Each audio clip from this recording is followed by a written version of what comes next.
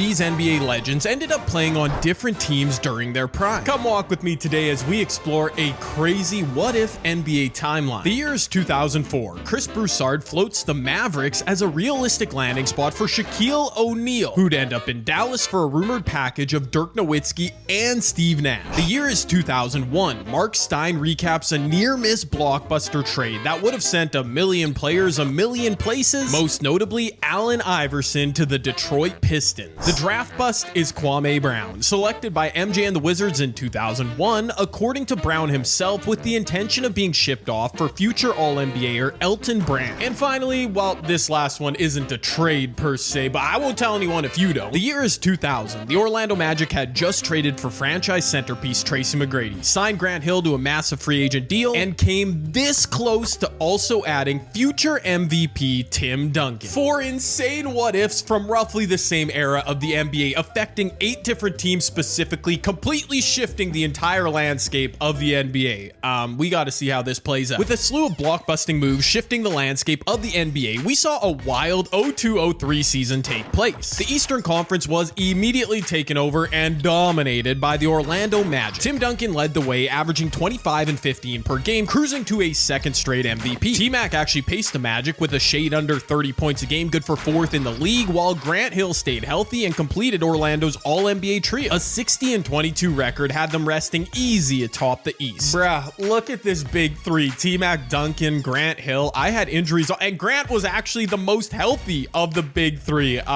They might be unbeatable. Finishing a spot behind the Magic was the New Look Pistons. Allen Iverson narrowly missed another scoring title, averaging 31.1 a game, but was still a clear All-NBA first-team member, part of arguably the best backcourt in the league next to Chauncey Billups, while Ben Wallace made All-NBA third and brought home the DPOY trophy. Low-key, I'm not sure what's more unbelievable from this Ben Wallace season. Almost 18 rebounds per game, or 36% shooting from the field. That's unbelievably bad. The third team from the East directly affected by my revisionist manipulation, Michael Jordan's Washington Wizards, well, they also enjoyed some success. While neither MJ nor newcomer Elton Brand received any accolades, those two, along with Rip Hamilton, powered the Wiz to a 45 and 37 record, good for the 5 seed in a competitive East. Look at Mike, man, taking a back seat, letting his young co-stars do their thing. If he doesn't retire after this year, they could be cooking up something in DC. I'm just saying. There was actually one more team I was genuinely shocked by from our year one sim. They weren't directly involved in any of the headline trades I made, but they caught a bit of shrapnel. And that's the New Orleans Hornets. They were supposed to get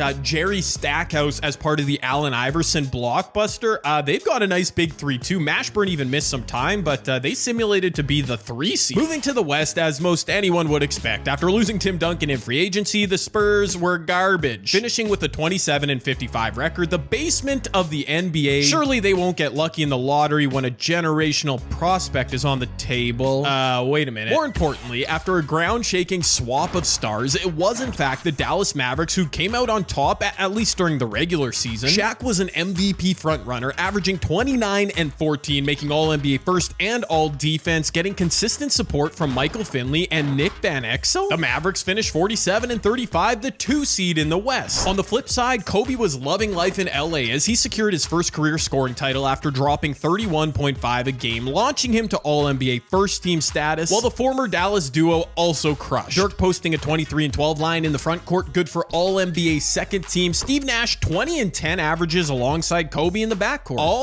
Oh, interesting. Okay, Kobe and the Lakers actually won more games than Shaq and the Mavs. They're a 2 seed based on their divisional win. Okay, so both teams are juggernauts. And at the end of the day, I guess none of this matters because this Golden State Warrior team, I'm showing you right here, this team, Jameson, Arenas, J-Rit, they finished with the best record in the league. So yeah, they're just gonna ruin this whole video. That's fun. In the West, neither Shaq's Mavs nor Kobe's Lakers took any flack in round 1 as they cruised to series victories in 4 and 5 games respectively. And they are on track to meet in the West Finals, and look at that. The Golden State Warriors were upset in round 1 by the Houston Rockets. Okay, I was fearful for nothing. While in the East, we saw 2 of our affected teams advance to meet each other in the second round as the powerhouse Magic and old man Mike's Wizards both slid through in 5 games. Oh, but the same cannot be said for Allen Iverson and the Pistons. They got 5 gamed by the Cavs, and they were a 2 seed. What? Hey friends, real quick, just wanted to shout out my sponsor, Underdog Fantasy. Every night, every sport, Underdog has action you can get in on to enhance your sport sports watching. I mean, with certain scorchers, you could earn 100 times your money in a night. What? Obviously, no pressure from me, guys, but if you were considering diving into Underdog, why not support me and my channel? Use code JCAN, link and more info is down below. Okay, I'll shut up now. From the moment I pushed that rumored Shaq to Dallas trade through, destiny was written for our reworked Western Conference, as indeed the two teams would sweep their second round matchup, setting up a West final for the ages. Oh my word, Shaq in a Mavs jersey just looks so wrong, and his supporting cast is not great. Dirk, Steve Nash, Kobe, they've got to be the favorites, right? We get an answer to that question shortly, but I was left with nothing but questions in the Eastern Conference as I watched, inexplicably, the Washington Wizards dismantle the Orlando Magic in just 5 games? Oh my word. Oh, it gets worse. I just called it inexplicable. That was before I realized Richard Hamilton torn MCL. How? The Magic they better have like 4 injuries. Oh my word, they're healthy. The Magic are healthy, and they choked to MJ and Elton Brand. They didn't even need Richard Hamilton to close out that. That's a choke job.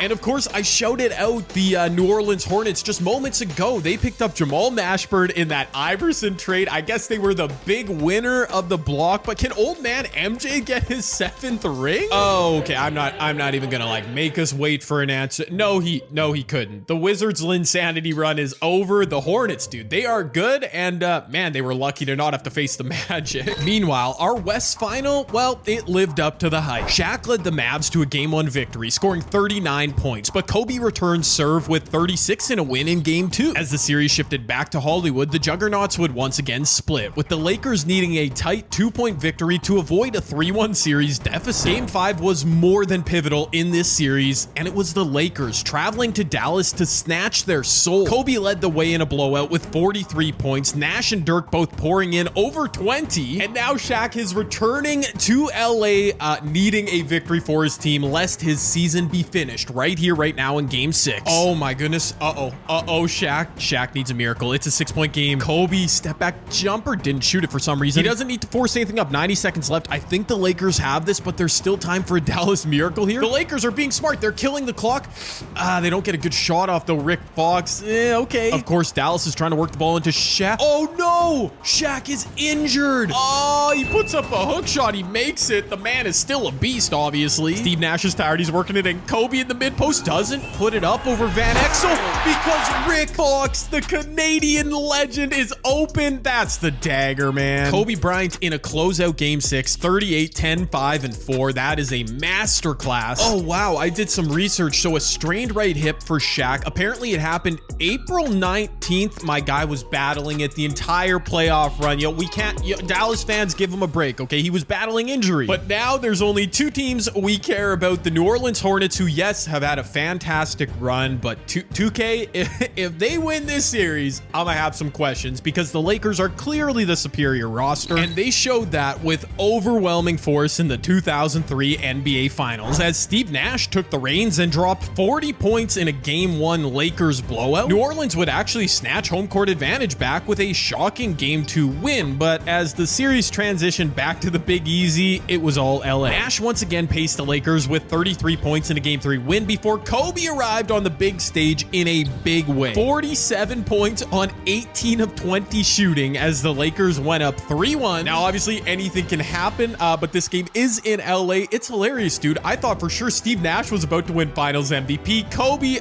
might have just said no thank you, sir, to that. And unfortunately, David Stern, he's going to be in shambles, dude. A 5-game series, that's not good for TV ratings. All there is to talk about is who will win Finals MVP because, yeah, on their home court, closing it out in Game 5, the LA Lakers just dominate. Steve Nash, my guy, wins his first and probably only ring in his NBA career. The Hornets had a good run, but they do come up short.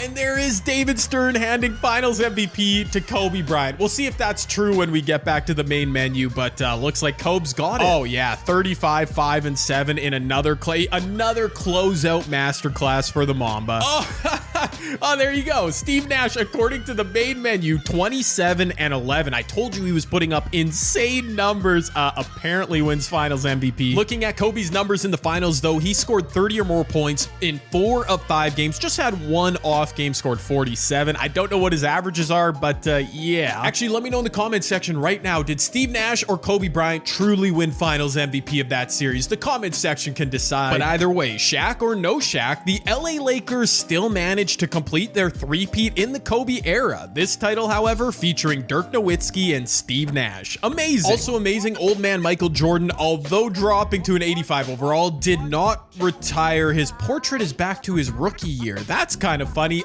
They added Lamar Odom. Maybe Washington can make a run. Entering the 03-04 season, the 5 best players in the NBA are the 5 we are featuring in this video. Neither received any gargantuan help or lost any help in the offseason. They're running it back. Oh my god, I spoke this into existence. When I joked earlier about the Spurs being bad, getting up, that was a joke, and they did get LeBron and added Carlos Boozer. They look kind of good. The LA Lakers turned in a very similar season in 2004 as Kobe won his 2nd straight scoring title, made All-NBA first, Dirk All-NBA second, and they finished 3rd in the West. Shaq's Mavs once again won a respectable 49 games, but he was possibly showing his age coming off a playoff injury as his numbers dipped to 27 and 13 a game. Okay, saying he dipped in his number, that's a bit crazy, but like by his standards, they're usually better than that. Once again, the Golden State Warriors somehow paced the entire Western Conference, winning 57 games, led by Most Improved Player Award winner Jason Richardson. This literally makes 0 sense. I'm not trying to be a hater here, but somebody explain. They have 284 overalls and it doesn't make sense. I was obviously intrigued by LeBron landing in San Antonio, but his Spurs missed the playoffs by 1 game, edged out by Carmelo Anthony and the Denver Nuggets. Yes, that's right. Melo landed in Denver, led his team to the playoffs, and in this timeline took home Rookie of the Year over LeBron. And I can't think the voting was very close. Melo dominated. He played so much better. What was LeBron only playing 31 minutes a night for? Greg Popovich, come on. Our Eastern Conference storylines were essentially copy-pasted from year 1. Tim Duncan took home another MVP as the Magic finished 1st in the East. I'm warning you right now, Magic, if you choke again in the playoffs with this, they picked up Eddie Jones during the season. That's a great addition. T-Mac is banged up, both his hips. That's unfortunate, but they should still win. Old man Michael Jordan and co improved 1 spot in the standings, finishing as the 4 seed entering the playoffs, while Allen Iverson was elite once again, leading Detroit to a 2 seed. Oh, no. Oh, see, now that's tough. Elton Brand is injured. He'll be out for the whole playoffs. That is really tough. MJ, do you have any magic left in your 40-year-old body? Ooh, and yo, the Pistons. Okay, Ben Wallace is banged up, pinched nerve. Looks like he'll play through it. Ooh, Allen Iverson, you gotta advance through the 1st round at least so Ben can get healthy for you. Okay, this is just objectively hilarious. The Golden State Warriors keep simulating. They're causing me to have existential dread from their regular seasons, and then they keep getting eliminated in the 1st round, this time by Melo and the Nuggets. Elsewhere in the 1st round, unfortunately, Allen Iverson couldn't survive to get Ben Wallace back healthy. Another 1st round exit for the Pistons. Obviously feeling the loss of Elton Brand, Mike's last dance was canceled prematurely, a 1st round Wizards exit. Thankfully, despite dropping 2 games to the reigning East champion New Orleans Hornets, Orlando does survive. Nets, Cavaliers, okay. I mean, Shaq played really well in the playoffs. His supporting cast just not great, which is why I mean, we'll see how the playoffs play out, but with the championship already, I think the Mavs definitely lost this trade. The Lakers easy winners. But let's just see how this plays out, because the Lakers have a really good young Memphis Grizzlies team in round 2. I mean, they really turned it. Oh, that's Shane Battier being injured is tough, but Powell is solid with Mike Miller, Jason Williams. Maybe this team, they definitely should not beat the Lakers. I've changed my mind, and they would not. The Lakers showing once again the regular season standings don't really matter. A sweep to advance to the West Finals. While over in the East, no chokes from the heavyweight Magic this season, just a conference finals appearance. And look at this, people. The Orlando Magic playing very well. 26 a game from T-Mac, 25 and 14 from MVP Tim Duncan, Grant Hill, Eddie Jones. They are completely healthy, no excuses. Same goes for the Lakers. Kobe, Dirk, Steve, all playing very well in the playoffs, all healthy. They don't look like they're as deep. They brought Tony Kukoc. Anyways, we'll wait to see if they potentially meet in the finals with Orlando. I mean, I'm definitely jinxing it here, but the Lakers have an 8 seed Nuggets team. The Magic have a 7 seed. Like, I should probably see a couple sweeps here, right? Well, there's one sweep and there's a 5-game series win. You know what? Good enough. Here we go, ladies and gentlemen. I kind of thought this would happen in year 1 of our revised NBA timeline, but oh, Kobe's a 99 right now. Oh, look at the matchups, dude. Will Tim and Dirk guard each other? Wow. I have no clue who's going to win this series, honestly. With unpredictability at the forefront, the 2004 NBA Finals indeed started off hot as the Orlando Magic blew the Lakers out in Game 1. Grant Hill, a standout with 34 points. Kobe showed up in Game 2 as LA earned a split, Mamba pouring in 43 points on just 27 shots. Unfortunately, as the series shifted back to Hollywood, the Magic depth and power simply took over as the Lakers' big three turned in consecutive solid outings, but Orlando walked away with 2 straight wins. I don't know how Orlando lost, how they choked in round 2 in year 1. They are so good. Kobe, Dirk, Nash, they're all playing very well, and now they're on the brink, dude. It's not looking good for the Lakers to even win this. They're in trouble already in Game 5, and then they need to win 2 more. I'm not gonna lie to you right now, the Magic trading for Eddie Jones in season and 81 overall off the bench is just genius. Can they come up clutch here, Steve Nash? Okay, opting for the floater. Interesting choice. It worked. I'm trying to scan on the bench. I do not see Tim Duncan on the bench. I mean, it's hard to see. Anyways, okay, the Magic tie the game up. Steve's got he's got a mismatch with a big on him. Steve loves the Hezzy pull-up mid-range jumper. Oh, he finds Kobe instead. That's beautiful. Can Los Angeles come up with a stop when they need it? Kobe hand up on, oh, T-Mac. That was forced. I mean, he did get the Magic a 2-for-1 opportunity here. Actually, if the Lakers go quickly, yeah, Steve to the rim. Steve to the rim in the clutch. A 2-for-1 and a potential dagger. Wow. Orlando killing a lot of clock. Jacques Vaughn inside to Drew. Oh, okay. Drew Gooden. That was a choice. All right, kicks it back out. Grant Hill going for a 3, and we're going back to LA. Okay, Orlando Magic fans can breathe a sigh of relief. Tim Duncan merely fouled out in that game. He is not injured, but pressure's on a little bit, y'all. Jack Nicholson's sitting courtside in LA. Can you close this out, Orlando? Oh, man. Okay. Well, I guess one flew over the cuckoo's nest for the LA Lakers, as no, they will not be repeating as champs. Orlando missed an opportunity to win the NBA championship on their home court, but does it really matter? As in 6 games. Nope, Steve, my guy, you didn't win. Okay, you know, we love Steve. It's okay. He can do this. Apparently, Tim Duncan won Finals MVP after back-to-back regular seasons. He is dominating this alternate timeline. But the 2 teams who we probably could have predicted would turn out the best here, the Lakers and the Magic, both have a title. I think we need a tiebreaker. One more season very quickly. Michael Jordan finally retired for the Wizards, as did David Robinson. I didn't notice he teamed up with Mike, but that's fun. T-Mac and Tim Duncan, coming off a title, usurped Kobe as the 2 top-rated players in the league. Orlando might run buck wild again. Of course, Duncan would three-peat as league MVP. Orlando would win 62 games, but T-Mac would tear his hamstring, potentially causing him to miss the playoffs. Wow. Allen Iverson finally clinched a scoring title over Kobe, and now the East was kind of wide open for his Pistons. The Lakers' big three was intact and performed admirably, but LA slipped to a 5 seed. Would this finally be the year they come up short? Oh, in 7 games to Phoenix. But I gotta be honest, I really jinxed that one. That's my bad. We were getting a brand new champ in 2005, as without T-Mac, the Magic fell short against the Washington Wizards of all teams. Okay, so get rid of Michael Jordan, kick his old butt to the curb, and your team flourishes. Interesting. In reality, this was shaping up to be the year of Allen Iverson, as the Pistons survived a brutal 7-game series to advance to the finals. AI was simply cooking 36 points a game in the playoffs. Just a man on a mission. Oh, but honestly, it's over. I don't even need to sim this series. We've held off the Golden State Warriors as long as possible in this video, but they're inevitable. I'm sorry, AI, it's done. I mean, 3 straight years as the 1 seed in the West. We've been lucky to see them choke when you've got Jay Rich, Anton Jameson, Jay Williams, 3 low to mid 80 overall players. I mean, obviously, they're obviously the best constructed team in the game. I love this game. I love this game so much. It is so fun. Oh, wait a minute. Maybe the Pistons. Yeah, there it is. I love it. I love making videos using it makes so much sense. It really does. Please tell me you're joking. But there you have it. Aside from the Golden State Warrior madness, that was really fun. Imagine if that Shaq trade had happened. If Tim Duncan actually signed with Orlando. Let me know what you thought of the video down below, and check out another one from my channel.